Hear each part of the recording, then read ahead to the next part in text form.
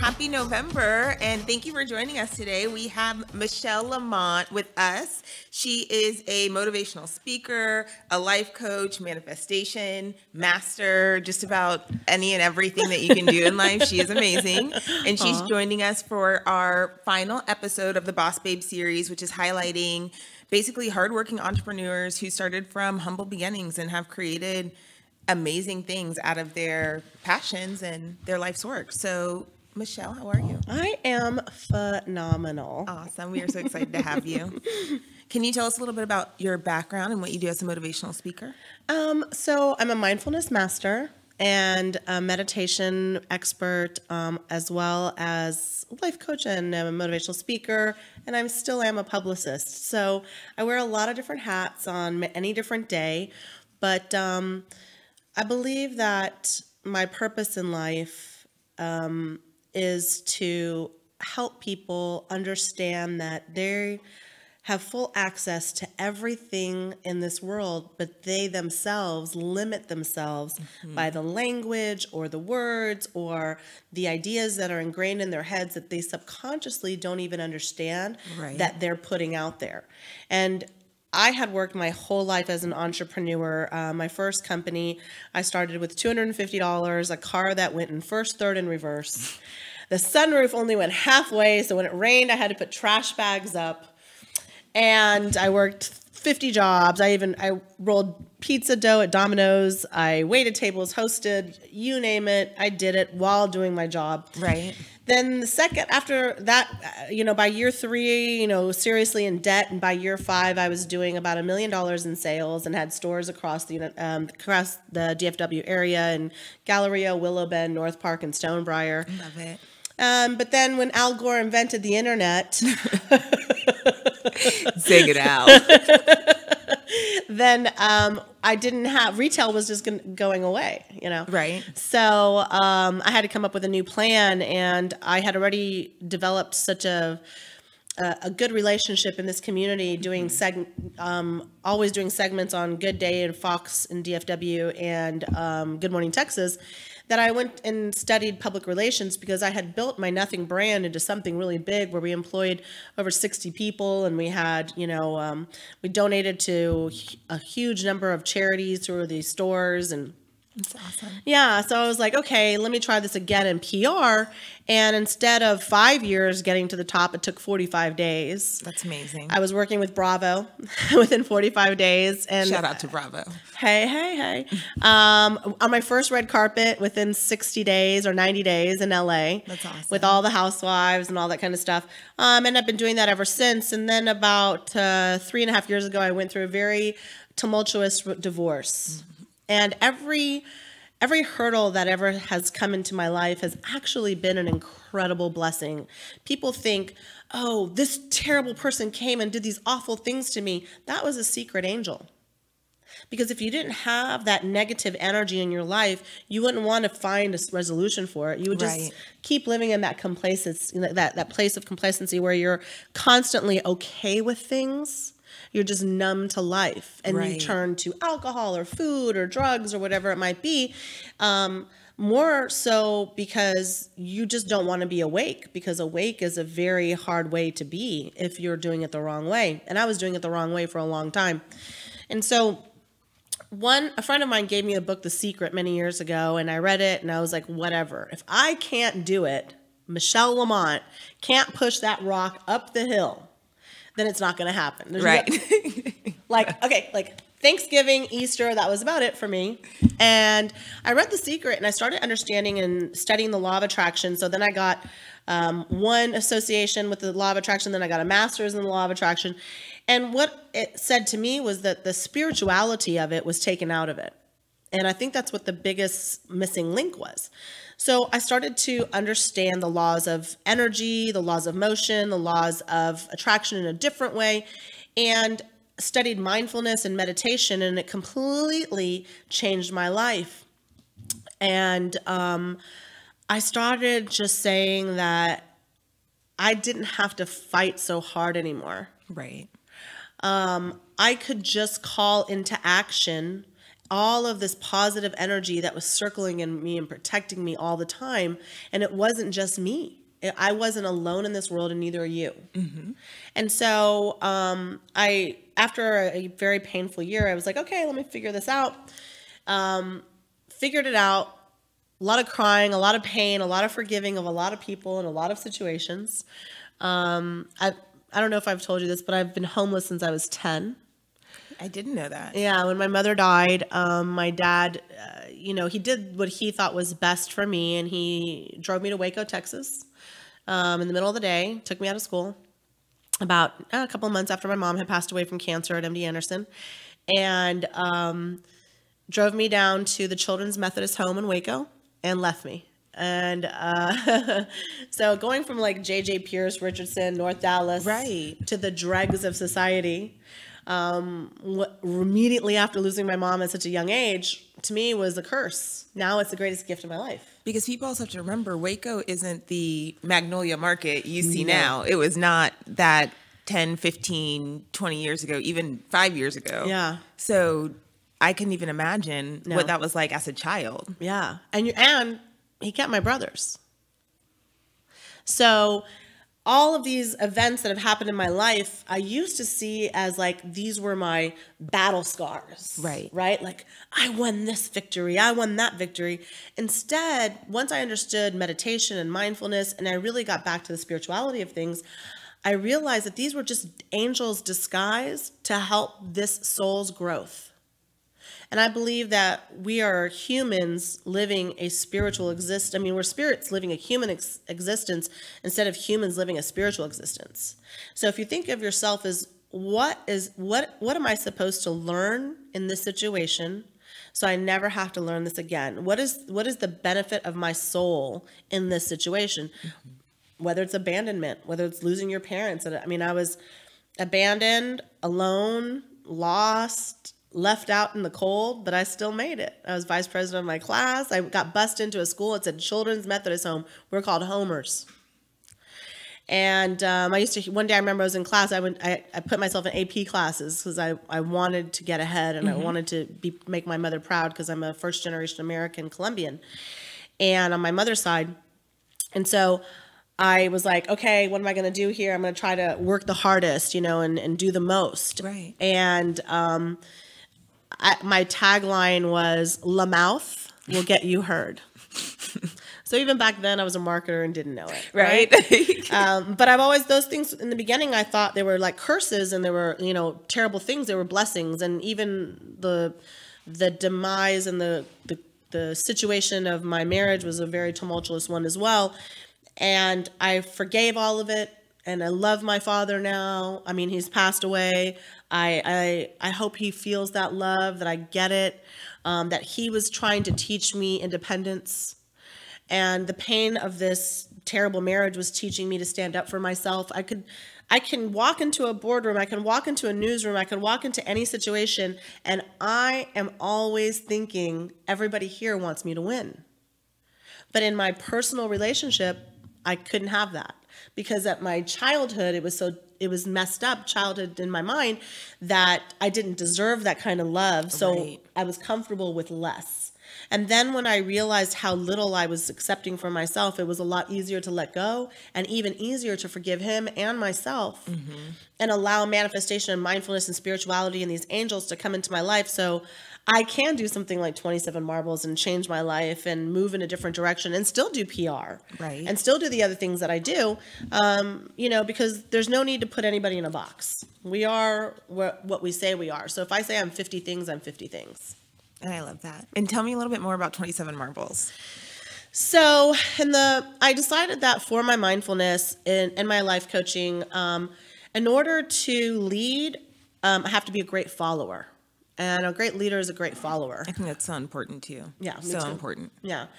So I said, okay, there's 27 weeks left in 2018. So every single week, I am going to do something that scares me, intimidates me, or raises the vibration of my community and show other people by leading by example of how easy it is to just turn fear into confidence. And so every week I keep doing these different things. So at one point I heard Oprah was coming to town. Who's Oprah? I'm just kidding. The big O. If you don't know who Oprah is, get off of the show. Thank you. I was about to say, if you don't know who Oprah is, please do not listen to this show. So I heard that she was coming to town and I had any information about it.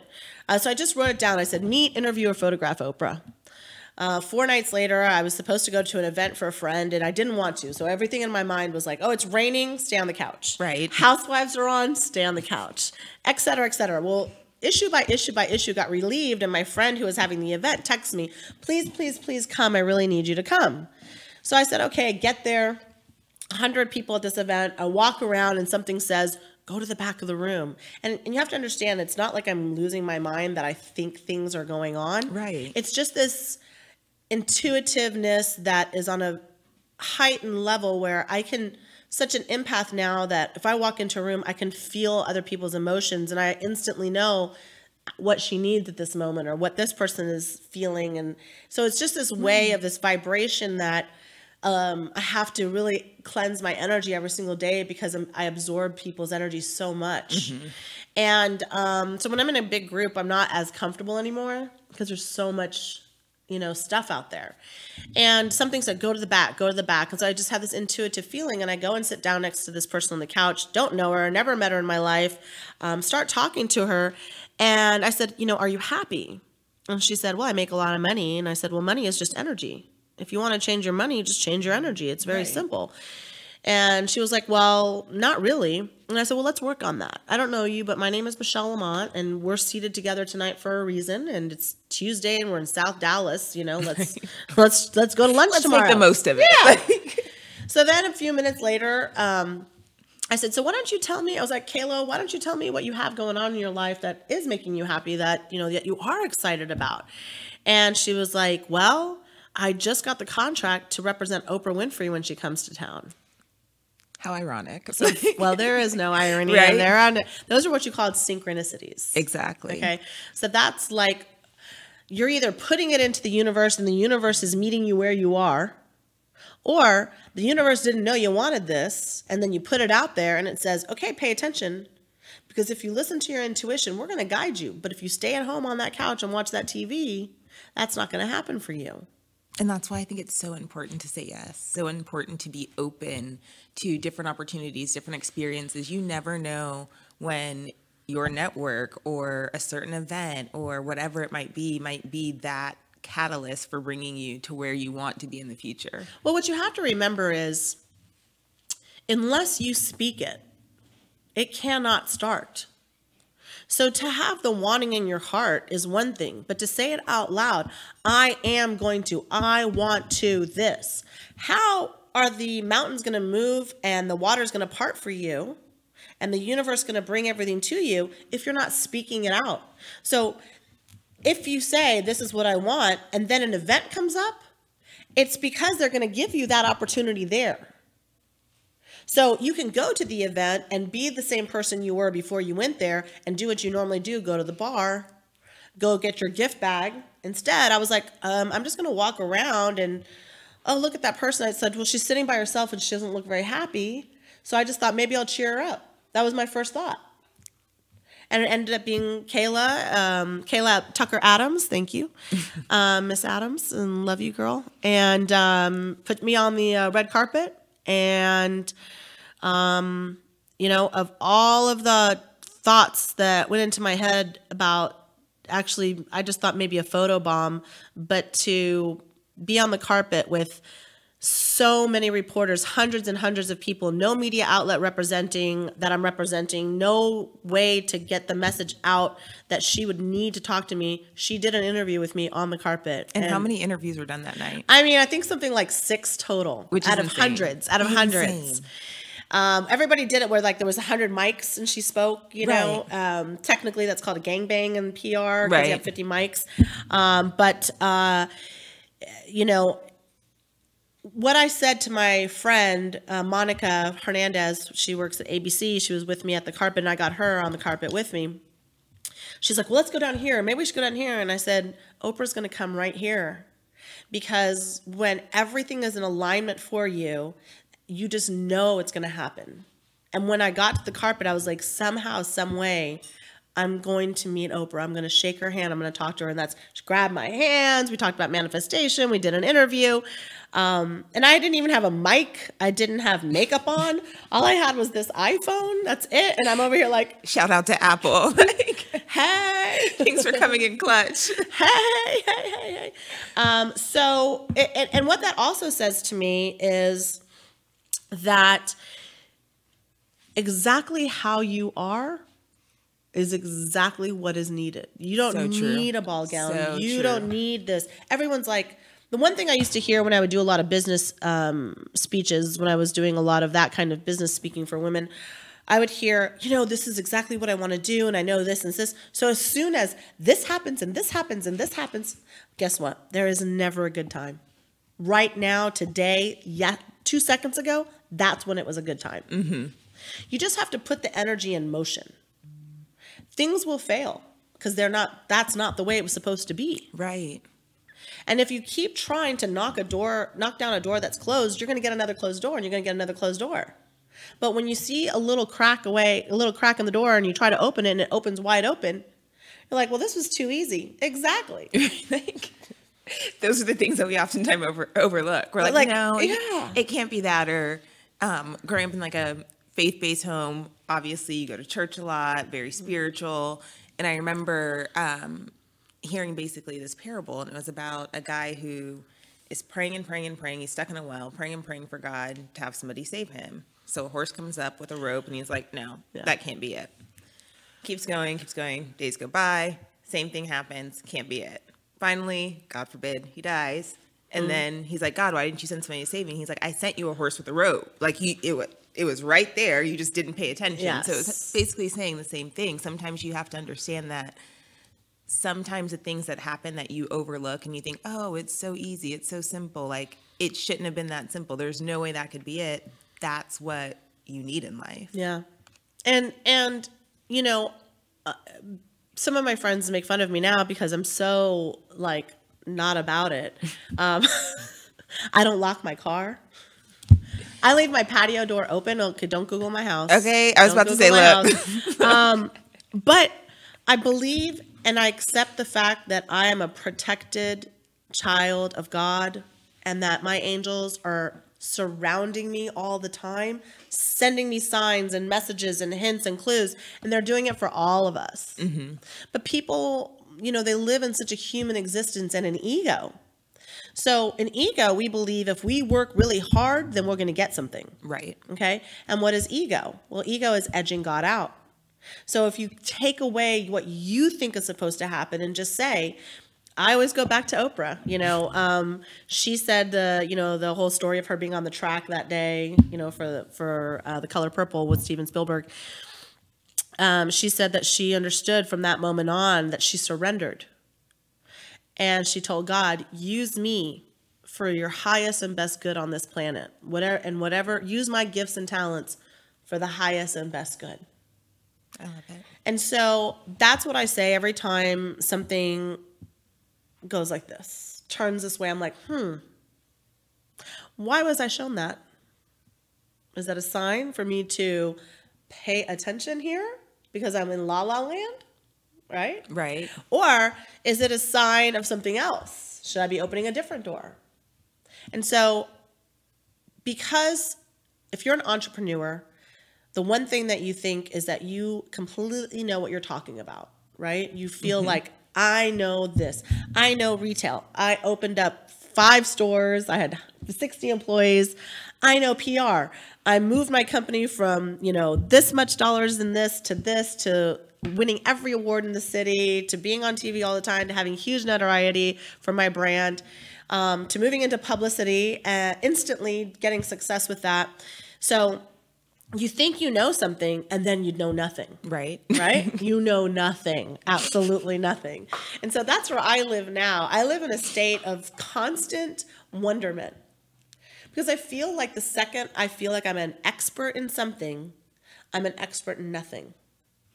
So I try to stay with my mindfulness in the moment that I'm in right now. I can't concentrate and think about something that happened 10 minutes ago or something that may or may not happen in 5 minutes. Right. There's this great quote, I've worried about thousands of things in my life. The majority of them never happened. Waldo Emerson. And that is so true because fear is a liar and fear is ego. And when you live in ego, you, yourself, and you, me, myself, and I, you can't allow the Mother Earth, God, our angels, all of this energy that is around us all the time to help us. Right. It's to make heaven on earth, okay? It doesn't say heaven when you die. Okay, yeah, sure. If you came here and lived a spiritually based life, does that mean you have to be a Buddhist or a Christian or a Jew or a Muslim? No. And I don't view any religion any differently as, in the same way that I don't view people's race or boy or man or female. I try to look at the soul of a person. Right.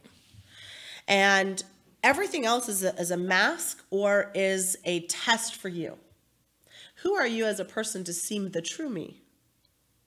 And if you don't pass that test, you don't get to enjoy this beautiful soul. Right. Because you're small and you're living in ego. But when you just open up and say, everybody is here to help me, what is for the highest and best good of me is always coming, then the highest and best good is what you're calling into action. And should something negative come into your life, you can't stop down and think, poor me. Because I've done that. I did that dance. And it gets you nowhere. Gets you nowhere. When I was in the home, that's what I used to think. Why me? All my friends are now getting BMWs and beautiful new cars. And, they're all having these great lives in Dallas. And I'm in an orphanage. And nobody cares.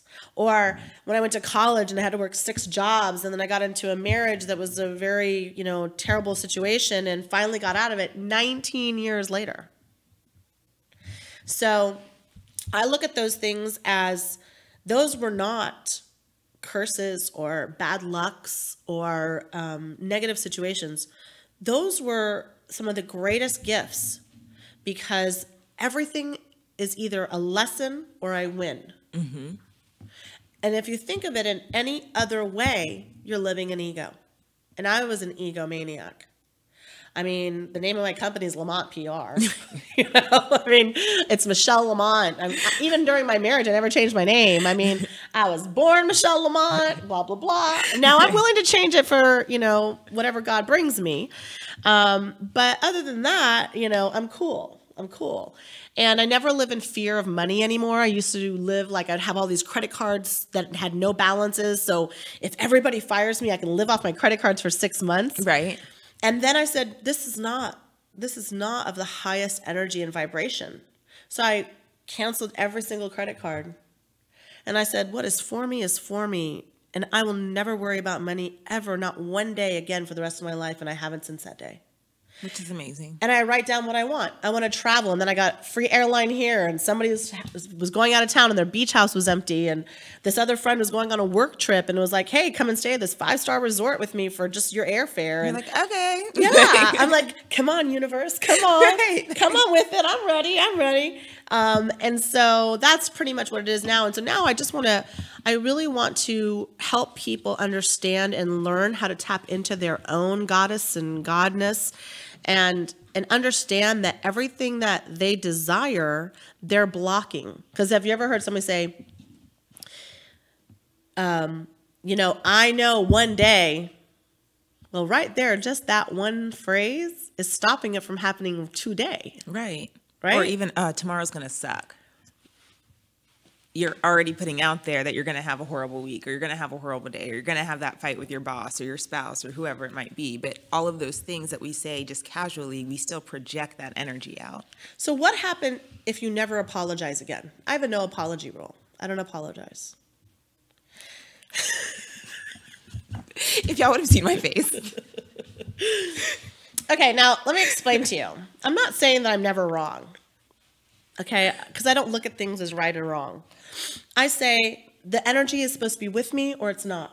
So when the energy is giving me negative energy, I just remove myself from the situation, ask for the highest and blessing, the greatest blessing for that person or that situation, and move to a higher vibration. In science, they can actually measure energy, right? Mm-hmm. And that's a whole new thing now. You see it on Propel Water, and measure the energy of your life, because yes, you can measure energy. Guess what? It's not something from the 70s, hug a tree, but you should hug trees. You definitely should hug trees. Do you know that 25% of our DNA we have in common with trees? Which is crazy. Yeah. So we are nature. And so instead of that, I look at it in a different way. I'm like, that's an interesting thing to observe. What are you showing me? Instead of, oh my gosh, you know what she said? And like, who is she? And blah, blah, blah, and blah, blah, blah. Anytime somebody comes to confront me, my normal course of action, because I'm an excellent debater, is that is to defend, right? Right. Right. And so when you're in a defensive mode, how can I hear you? Because I'm about defending myself. So I don't defend myself anymore. I listen, I hear what you have to say, and then I say, okay, this is the energy of this. This is what's going on here. Good to know. Thank you. Wish you the best. That's it. And it's not that it was against me. It was that I wasn't paying attention. So they sent me another way of communicating with me. Right. So I always say, I read this couple of books. Well, first, like nature for me is all through Deepak, and I've read 9 of his 11 books, and I'm working on the others by the end of 2018. But one of the interesting things to me about all of this karmatic energy and vibrations of life is that the energy of love is 500 and above. So if you're ever around somebody that you're not feeling like a sense of like love and compassion for, you're vibrating below love. And now you're working within an energy pool that doesn't belong to you. So what's going to happen? You're going to get low-level people into your life, low-level opportunities, low-level situations, because you're willing to accept less. So when you say to yourself, I'm 500 and above, and that's all that I'll accept, if you walk down that path with an open heart, if you're not supposed to be on it, you will have these signs. Doors will close, either slammed shut or not at all. And like, I really wanted to be an actress. I really want to be an actress. Well, maybe you were supposed to be a director. You just got the wire crossed. Right. Right? So you do one little bit part that you think is going to be a joke, or you're like the extra walking by like, oh, it's my drink of water. These, like from Seinfeld, these pretzels are salty. Whatever he said, right? But then when he's on the set, he realizes, or she realizes, that she really loves behind the camera. So the universe wasn't giving you a bad part, baby. They were just pulling you in because you weren't listening. They kept trying to send you director messages and this and that. And you were like, oh, well, that's a good contact to be an actress. Right. You know what I'm saying? So I just take it at face value. I am definitely an overanalyzer. And that's something that through mindfulness and meditation, I've been able to release, because I'll think of something 50 different ways. And if I can think of something, I'll give it the attention, both positive and negative, for about 2 minutes, especially if it happens in a time situation, right? And then I let it go. Because I truly believe that whatever is for me is coming. And sometimes things take longer because they're going to be permanent situations for you. Right. Right. And people, I don't say give up, but they don't look to change directions. And as an entrepreneur, if you're not constantly changing to the needs of your clients in that situation, you're going to be left behind. 110%. You have to be able to adapt. You have to be able to adapt. Be able to. And so if you said, well, this worked 100 times this way, congratulations. But the 101st time, it's not going to work. And the 102nd time, and the 103rd time. And you're like, well, it worked every other time. Well, what is the universe showing you? So if right now you're in a situation where you felt completely sure that this is what you were supposed to do, but nothing is going your way, but this other annoying thing keeps happening, guess what? That's where you're supposed to be. And God and the angels and the universe, they're going to keep shutting these doors for you because it's not about what this human ego wants. It's what the soul needs on this earth to grow, to elevate it for the next path. So every time, somebody's like, well, somebody died or, somebody got shot. Isn't that terrible? What was the family supposed to learn from that? What are you supposed to learn from that? Life is precious. Don't own a gun, whatever it is. That lesson was intended, that suffering was an angel who sacrificed for you to learn so your soul could grow. But if you live in the sadness of the situation, like I lived in that sadness of losing my mother so young, I couldn't see all the people who love me because I was so focused in on the pain, and I was proud to wear that pain. But I didn't have the strength or the pride to say, but this person loves me and this person showed up for me, because then it's like I was dismissing the pain. Right. And that's not true at all. The pain was just an angel and a message. And every loss is so you can appreciate something that you have. And nothing has ever gone forever. I mean, when a body dies, it weighs the same amount, but everything's different. And you start to shrivel away and you decay. Well, what was in there? Your soul, your spirit. And it is now all around us. So I believe in this similar to like a Buddhist theory where the higher self, are you familiar with the higher self concept? I'm not. Let's talk about it a little bit. Okay, so the Buddhists believe that the soul is so big that it could barely fit into this huge room. So instead of giving the humanity, which we know is so flawed, the entire soul that God created, he's like, listen, I love you, but I don't love you like that. They take this, the higher self surrounds you all the time, okay? So that's when you meditate. You can open up and connect to your higher self, and you bring that higher self into your life. So they take a little bitty piece of that soul and they put it into a human body. And so this human is working and living in the energy of the soul. So the soul is always like trying to get its job done. It doesn't really know what it's supposed to do because it's living in the humanity, right?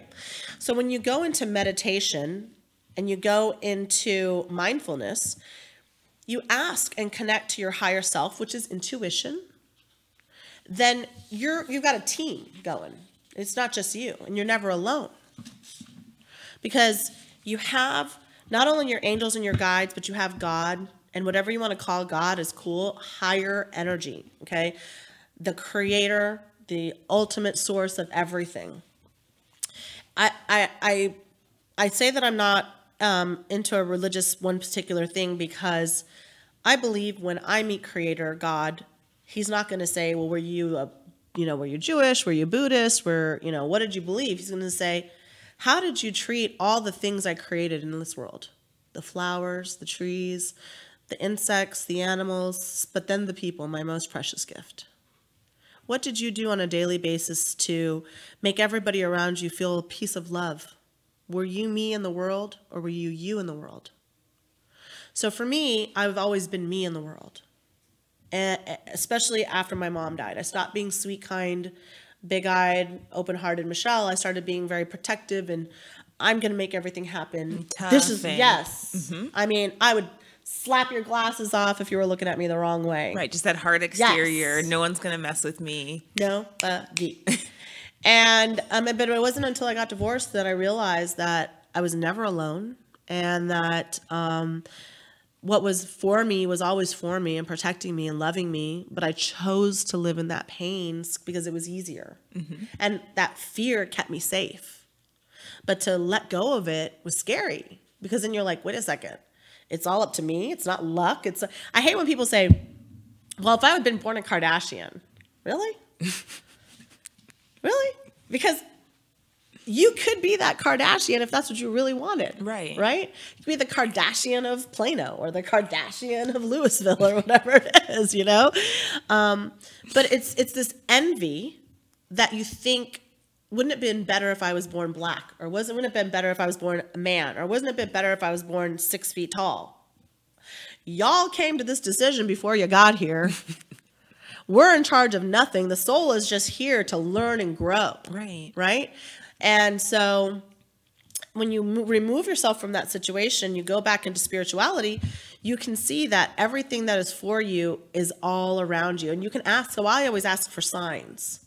So I start my day with the first 30 minutes of my day. As long as the weather is good, I do a barefoot walk in my neighborhood and I pray. So it's called a gratitude. I learned it from Deepak, from one of his books, not him personally, but I will meet him one day.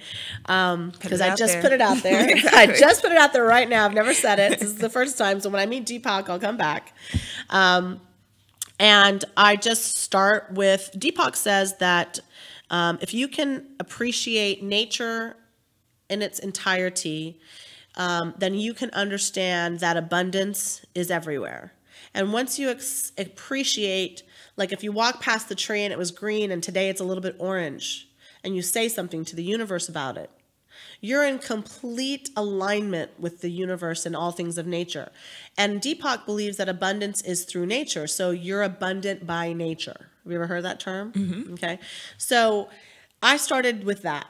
And as soon as I could appreciate a flower and a bee and a thing, the bees would come to me and wouldn't sting me anymore. I never got mosquito bites anymore. I used to always be covered in mosquito bites because I hated being outside. So every Texan needs to do this gratitude walk. Okay? Yes, yes. And so I start with the top of my head and my hair, and I was like, thank you for the brain that I have that works well. Thank you for my eyes that I can see, my nose that I can breathe, my mouth, my throat. And I go through my organs, you know, my kidneys, my liver, my gallbladder, my stomach, my thighs, my knees, until I get down to my feet. And it's usually about 30 minutes. So I just go through and I just think that as I'm walking and I'm observing the nature, and I'll see the trees and I'll say, you know, send me a sign, and something will come. Like a bird will come, just fly and stare at me for like 5 seconds, and I Google meaning of a bird staring at you.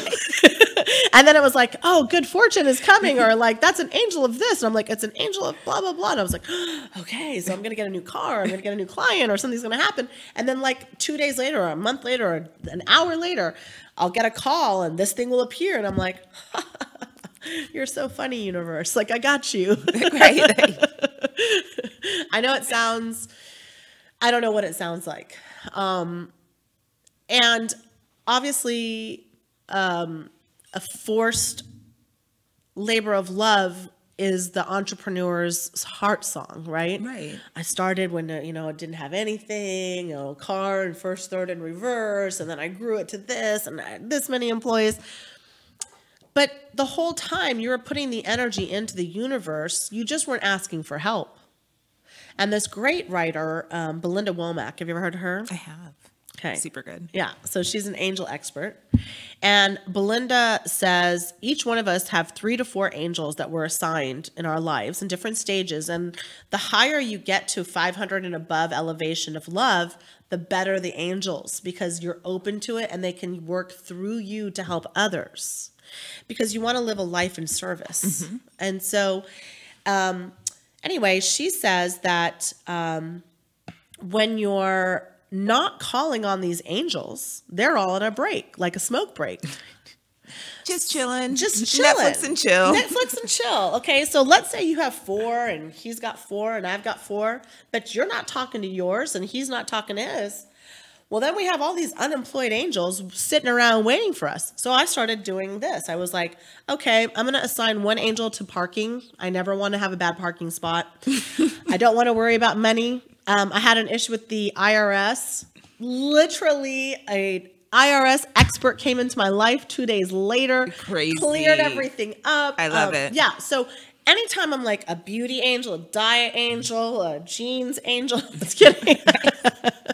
Whatever it is. A Jimmy Choo angel. A Jimmy Choo angel. Well, now, you don't want to be too much in that, whatever. But I get that. What I'm saying is like, so for everybody who's not using their angels, I'm currently borrowing a couple of $1,000 because y'all aren't using them. So we don't mind. Right. So I'm just assigning them. I'm like, hey, can I have a sleep angel, a beauty angel, a this angel, a that angel, a work angel, a this and that?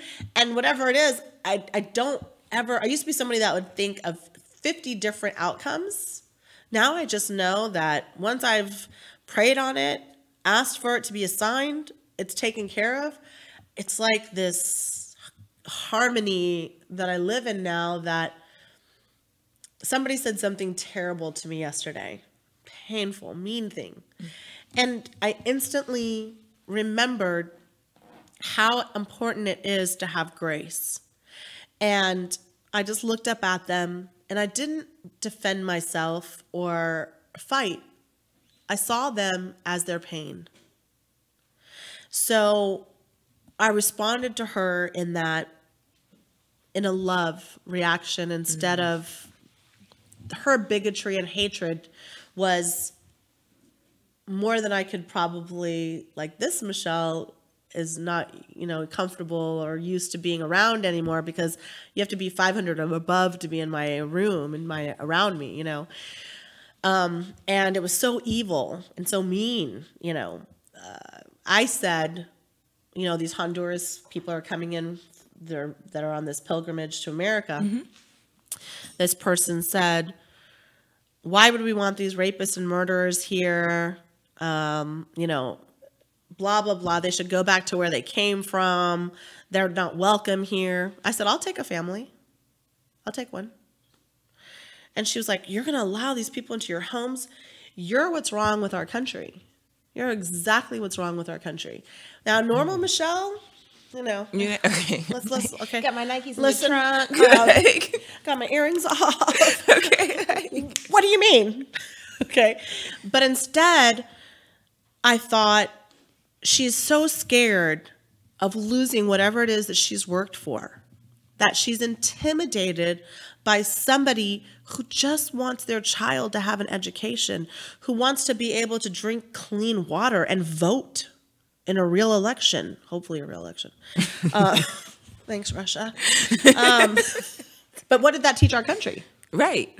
Didn't it unify all of us? These are record-breaking voting numbers. Okay? So from everything, there is the final victory lesson for the people that are seeking love and above. Mm-hmm. So I said to her, I was like, well, why don't we just take person? And then she, made, Latin, Hispanic, very inappropriate joke, not knowing that I'm a first-generation American on my mother's side. And I didn't defend that. I didn't say anything about being, my brother was born in Colombia, and everybody else was born here. I guess I'm an anchor baby, It's the truth. My parents, but in that situation, I just said to her, you have to understand that they're not going to move to Frisco, Texas and get a job at IBM and live in your gated community.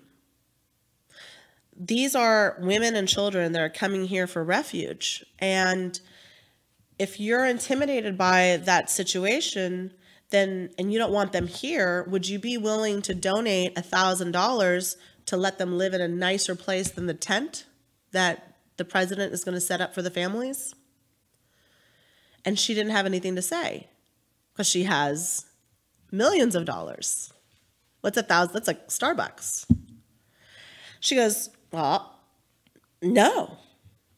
I said, so all of the blessings that you've been given in this huge home you own and cars and vacations, you can't even just give a cup of coffee to a family?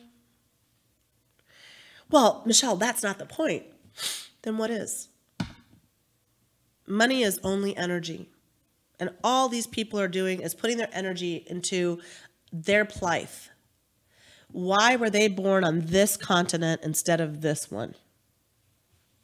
What made us, our souls, so lucky to be born in the United States? When my mom was dying at MD Anderson, there was 5 kids on the bed, or 3 of us, there's 5 of us, we were sitting on the bed. And she looks up out the windows and there's fireworks going off. And she said, Mira, look, children, only in America would they care so much about the sick people that they would put fireworks so we can see it. If you can't make it here, you don't deserve to be here. And here she is. She died July 17th. So July 4th has a very special meaning for me. Yeah. But people just don't understand how, and white privilege, I'm sorry, it does exist, how fortunate they are to wake up in a country where if you choose to do certain things and you put all of your positive energy into it, your life will be exactly what you dreamed it. And in these other countries, just being born a woman in Colombia, when my mom was growing up, she could be a first wife, a nurse, maybe an office manager, or a beauty queen. So she went with beauty queen, and that's how she got to America. So, but she told me, she's like, Michelita, when I was standing in the river washing clothes because she lived in a dirt floor, I told myself that my daughter would never have these choices. I would go to America and my daughter would be born in an America country. And when she got to America, first she went to New York because of work, but then she found out she was pregnant and living in New York with my father, who is American and white, by the way. And on my dad's side, I'm in the Daughters of the American Revolution. So it's quite the juxtaposition. I'm a direct descendant of William Williams, who signed our Constitution, and his cousin Betsy Ross. Love it. And that's registered, documented, and paid for by that side of the family. She asked around. She said, what is the biggest state? What's the best, biggest one? And they said, well, New York's number 1, but Texas is the biggest. Allí, there. That's where Michelle's going to be born. This child of mine has to be, her soul is so big, her energy is so magnetic. I'm going to drive down, I'm going to go to Texas to give birth to her, because that is where she has to be, wherever's the biggest. That's beautiful. And I'm the only one of all 5 kids, or all 8 kids, my dad was twice, but all of the children that he bore in this planet that was born in Texas. So I love it. Yeah. Well, I do have to wrap us up, unfortunately, but y'all stay tuned because we're going to have Michelle back. This is so good. Like, her story is amazing. She's one of my absolute favorite people in the world. I think I answered no questions. No, you did. You did. I would have brought it back around. Okay. And I think people submitted questions. Yes, actually, I do have one. We do have one that I would say kind of covers the others as well. But what's the best way to create a calm space in an often busy and hectic life? Wherever you are, you can create a calm space. Whether you're in an office, whether you're on a bus, in a physical aesthetic environment. Of course, you want no television, no electronics, maybe some water, a little water fountain, positive energy, something that reminds you of love. For me, it's my angel candle, my Buddha statue, and my Jesus candle. That energy of love is what you're trying to create. So let's say you're at your office and the person in the desk right next to you, the cubicle next to you, or whatever it is annoying AF. And every day it's complaints, negative, and you're like saging everything, and you're like, oh God, here comes Chris, you know. So instead, tell yourself, I am only open to the highest and best vibrational energies in this space. Anything that is negative will be removed, repelled, or cannot find me. And continue to say that this is a clean, healthy, happy space. Everything that is good for me is here for me. Everything that is negative is leaving and is gone or repelled. And in that moment, what you're doing is you're accepting the help of the positive energy and the angels that are around you to create this bubble, this cone for you of protection. So in the mornings before I go on my walk, I say, an abundance ritual. I accept abundance in all forms, whether it's gifts, monies, concert tickets, cash, alternate forms of income. Everybody that I meet in the world is coming for me with gifts and love. And everything that is negative and is against me will be forms of lessons. And I give this to you, God, to give it to the highest possible angels and watch over me. And everywhere I go, go before me and create the safest and best path for me. So wherever you are, you just call it into that moment. If you know you're going to go see people that stress you out, ask for them to have a sore throat. Let me not hear that, okay? Because guess what? She's going to forget to be negative that day. You're calling it in, and then you're seeing it happen. You can't see it and then believe it. No, that's not faith. You believe it, then you see it. And that is the truth. So if you want to cleanse a space, first just say everything that's negative is removed from the space. Only the highest vibrational energies and angels are welcome. Everything that isn't for me is not welcome. And see how different you feel in 10 seconds and then 1 minute and then 2 minutes. And you'll forget that this was a negative situation, especially with the holidays coming up and work and everything. Give yourself 30 seconds where you don't think about anything. Put your phone away. If you can do a minute, that's great. You know, I have a no phone rule at, like, when I meet friends for lunches and dinners now. If you show your phone, you're paying, and I'll get lobstered. Test me. Test me. And I don't kiss on a first date. So listen, girls or boys, I was kidding. Just joshing. Listen, but I'm open to whatever is for the highest and best vibration, and so should you. And just like this, you can call all of the highest and best energies into your life, or you can just act like you're in charge and bad things happen to you.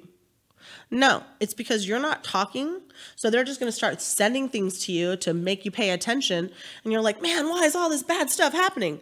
Well, because you think you're alone. Ask for our help. Just say it. Say God, Iman, universe, higher energy, whatever. Just go outside of your ego and allow the higher vibrational energies from this planet to overtake and rule the soul. Because they're in charge, and they're not going to let the soul get hurt. But if your purpose here is to die for a purpose, it's going to be a purpose that benefits so many. Nothing is in vain. Nothing. I love it. You guys, this is our last show for this segment, and it was an amazing one. I am so glad we have Michelle with us here today. Don't forget to stay tuned. Keep in touch with our Instagram, our Facebook, our blog, all of that good stuff. And definitely stay tuned, because in January we will be back. Yay!